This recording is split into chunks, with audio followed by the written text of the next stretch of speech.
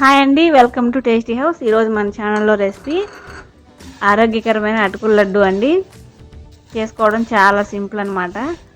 ఎవరైనా వీక్గా ఉన్న పిల్లలకు కూడా మంచి హెల్దీ ఫుడ్ అనమాట. ఈ పిల్లలకే కాదు, పెద్దవాళ్ళకైనా సరే, ఎవరికైనా సరే హెల్దీ ఫుడ్ అనమాట. చాలా సింపుల్గా తయారు చేసుకోవచ్చు అండి. ఎలా తయారు చేసుకోవాలో చూపించేస్తున్నాను. ముందుగా స్టవ్ వెలిగించి ప్యాన్ పెట్టి, ప్యాన్ కొద్దిగా హీట్ అయిన తర్వాత ఇక్కడ నేను 1 కప్ వరకు అటుకులు తీసుకుని ఇవి గోల్డెన్ బ్రౌన్ కలర్ వచ్చే వరకు ఫ్లేమ్ని మీడియం ఫ్లేమ్లో పెట్టుకుని వేయించుకోవాలండి. చూసారు కదా, కలర్ చేంజ్ అయ్యే వరకు వేయించుకోవాలి. ఈ వేయించుకున్న అటుకుల్ని వేరే ప్లేట్లోకి తీసుకొని పూర్తిగా చల్లారిపోనివ్వాలి. ఇలా పూర్తిగా చల్లారిపోయిన తర్వాత ఒక మిక్సీ జార్ తీసుకొని ఆ మిక్సీ జార్లో ఈ అటుకులన్నీ వేసేసుకోవాలండి. కంప్లీట్గా చల్లారిపోయిన తర్వాత మాత్రమే వేసుకోండి అటుకులు. ఇలా చూసారు కదా, ఇక్కడ చూపిస్తున్నాను కదా, ఇలా పౌడర్లా చేసుకోవాలి అటుకులు మొత్తాన్ని. ఇప్పుడు ఇదే మిక్సీ జార్లో ఇక్కడ వేయించి పెట్టుకున్న వేరుశనగ గుళ్ళు ఒక 1 కప్ వరకు వేసుకున్నానండి.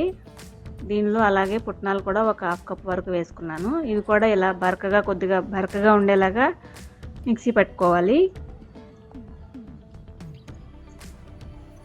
ఇప్పుడు ఇది పక్కన పెట్టేసి స్టవ్ వెలిగించి ఇంకొక ప్యాన్ పెట్టుకుని ఇక్కడ నేను 1 కప్ వరకు బెల్లం తీసుకున్నానండి. అంటే ఒక 50 గ్రామ్స్ తీసుకున్నాను బెల్లం. ఈ బెల్లం అనేది ఈ ప్యాన్లో వేసేసుకున్న తర్వాత ఒక 1/2 కప్ వరకు వాటర్ వేసుకుని వాటర్ మరిగి ఆ బెల్లం అంతా కరిగిపోయిన తర్వాత దీనిలో ఎండు కొబ్బరి పొడి వేసుకోవాలండి. ఇక్కడ 1 కప్ వరకు వేసుకున్నాను. ఎండు కొబ్బరి ఇష్టం లేని వాళ్ళు పచ్చి కొబ్బరి అయినా వేసుకోవచ్చు. ఇది కూడా వేసుకున్న తర్వాత మొత్తం ఒకసారి కలిపేసుకోవాలి. ఇది ఎక్కువసేపు ఏమి ఉడకనవసరం లేదండి, జస్ట్ పాకం అబ్జర్వ్ చేసుకుంటే సరిపోతుంది.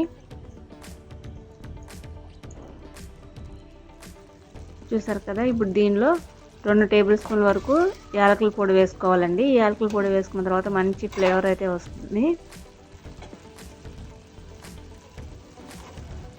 ఇది కూడా వేసుకుని మొత్తం ఒకసారి కలిపేసుకోవాలి.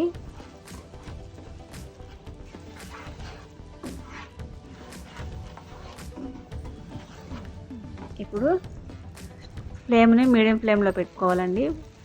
మీడియం ఫ్లేమ్లో పెట్టుకుని అటుకుల్ని మనం ఇందాక మిక్సీ పెట్టుకున్నాం కదా పౌడర్ లాగా, అది మొత్తం దీంట్లో వేసేసుకోవాలి. ఇది వేసుకున్న తర్వాత వేరుశనగ గుళ్ళు అది కూడా మిక్సీ పట్టుకున్నాం కదండి, ఆ పౌడర్ కూడా ఇప్పుడే వేసేసుకోవచ్చు. చూపిస్తున్నాను చూడండి. ఈ పొడి మొత్తం దీంట్లో వేసేసుకుని ఈ మిశ్రమం మొత్తం పాకంలో కలిసిపోయే విధంగా కలుపుకోవాలి.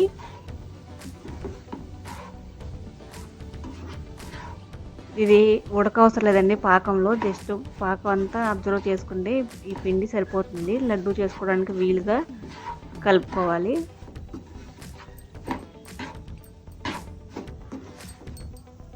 చూసారు కదా, ఇలా కలిపేసుకుంటే సరిపోతుందండి. ఇక్కడ అయితే అయిపోయింది, స్టవ్ ఆఫ్ చేసేసుకోవచ్చు. ఇలా రాగానే ఇప్పుడు అది పూర్తిగా చల్లారనివ్వండి కొంచెం. ఇప్పుడు వేరే ఒక ప్యాన్ పెట్టుకొని దీనిలో 2 టేబుల్ స్పూన్ల వరకు నెయ్యి వేసుకోవాలండి.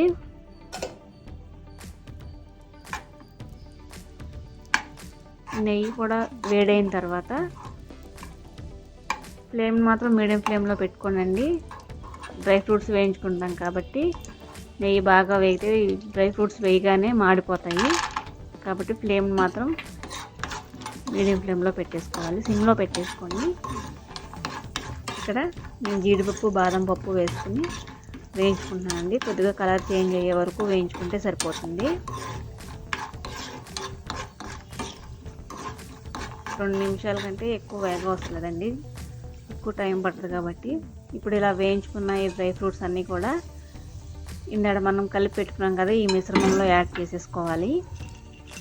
ఇప్పుడు అలాగే దీనిలో నేను కొన్ని పల్లీలు కూడా యాడ్ చేశానండి. ఇవి ఏంటంటే లడ్డు చుట్టుకున్న తర్వాత పంట కింద పడుతూ మంచి టేస్ట్గా ఉంటాయి.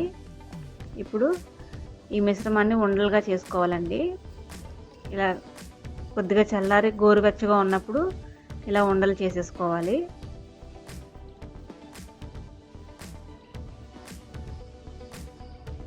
చూసారు కదా, చాలా పర్ఫెక్ట్గా వచ్చింది లడ్డు. ఇప్పుడు ఇలా పైన జీడిపప్పులు పెట్టుకొని సర్వింగ్ ప్లేట్లోకి తీసుకుని సర్వ్ చేసేసుకోవటమే అండి.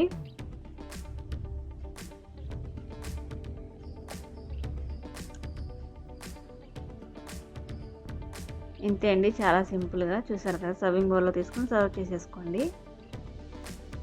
ఈ వీడియో మీకు కూడా నచ్చుతుంది అనుకుంటున్నాను. ఈ వీడియో మీకు కూడా నచ్చితే మీ ఫ్రెండ్స్కి, రిలేటివ్స్కి షేర్ చేయండి. ఒకసారి మీరు కూడా ఈ రెసిపీని ట్రై చేయండి. మీకు ఈ రెసిపీ ఎలా కుదిరిందో నాకు కామెంట్ సెక్షన్లో కామెంట్ చేసేయండి. Thanks for watching. బాయ్.